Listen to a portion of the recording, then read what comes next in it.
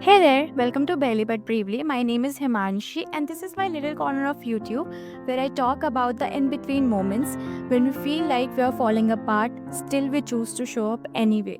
Here we show up raw, talk real, and remind ourselves that barely holding on still counts.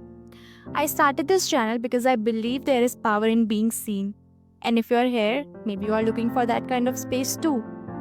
So, if this sounds like something you need in your life, I would love for you to stick around and be a part of this journey with me. So, let's get into it. So, life flipped the table on you, huh? You didn't ask for it, you didn't plan for it, and definitely didn't see it coming. And yet, here you are, still standing, breathing, and functioning. You know what? Sometimes life reroutes you without asking, and surviving that is bravery. So let me guess. You are somewhere between what the hell is happening and is this my villain origin story? Because same. Here is one thing that no one tells you about the unchosen change, that it doesn't come with a map or a manual, just vibes, and that too, bad ones. So what do? You feel it. All of it. The denial, the anger, the 2 a.m. spiral on Google, like how to restart your life at rock bottom. Normal, messy, human. And then, one day, tiny, almost invisible, you did something brave. You get out of the bed, you reply to a text, you breathe with the ache instead of fighting it. And that's change too. Not the one that crashes in, but the one that you choose. The world might have shifted without your permission and without warning, but you are still here, barely, but bravely. So let's talk about the kind of change that kicks the door in uninvited, the kind that you definitely didn't sign up for. Whether it's a breakup, losing something or someone, getting hit with a diagnosis, losing a version of yourself, or just life deciding to take a wild left turn without warning. First of all, if you're in the thick of it right now, let's be clear, this part sucks. And there is no magical mindset trick that can make it not suck. And it's okay to be angry, numb, confused, or just existing. You might be holding it together with caffeine and denial or crying at random cat videos. Both are valid. This phase is messy, but it's necessary. You're not broken, you're human.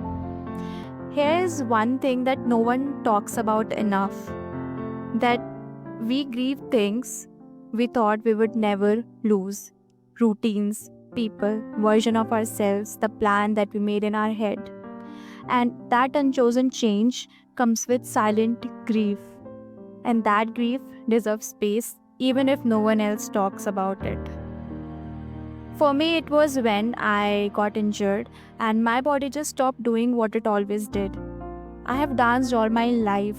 Movement was like breathing. It was how I expressed joy, processed pain. And then, in what felt like a split second, everything changed. And it was not just the physical pain that hurt the most, but the identity crisis that came with it. I mean, who was I if I wasn't dancing? What do you do when the one thing that you're passionate about becomes something that you can only watch from the outside? I didn't choose that change, I didn't want that change. And it felt like I was grieving someone who still existed. Me, before the fall, before everything shifted. And what no one really prepares you for is the identity crisis.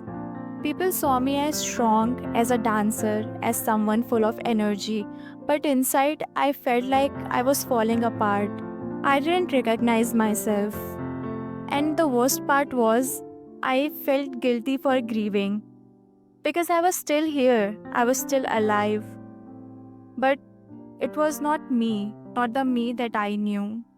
And every day was a choice between staying stuck in the pain of what I had lost and finding little reasons to stay open to the future, even if it looked nothing like what I imagined.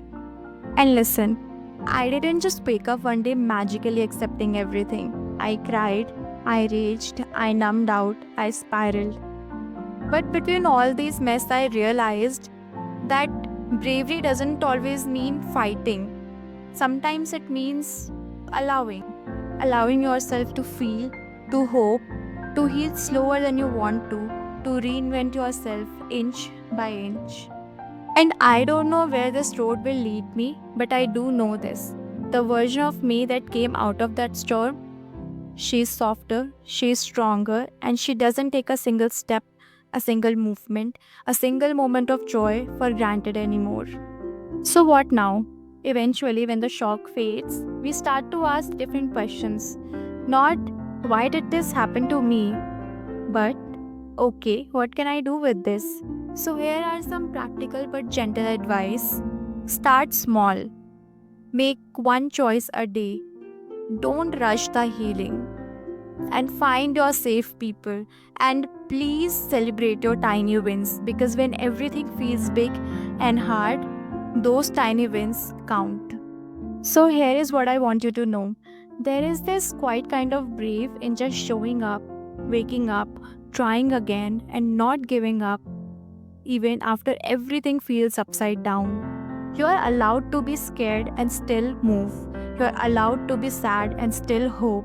You are allowed to be barely holding on and still be incredibly strong. So, if you're in that space right now, the space where something changed without your permission, I want you to know that it's okay to not be okay. It's okay to not have it all figured out. It's okay to mourn something you had lost. You're not weak for hurting. You're strong and brave for waking up and facing the reality you didn't choose. Barely, but brave. Thanks for sitting with me in this space. If something has spoke to you, drop a comment. I'd love to hear your story too.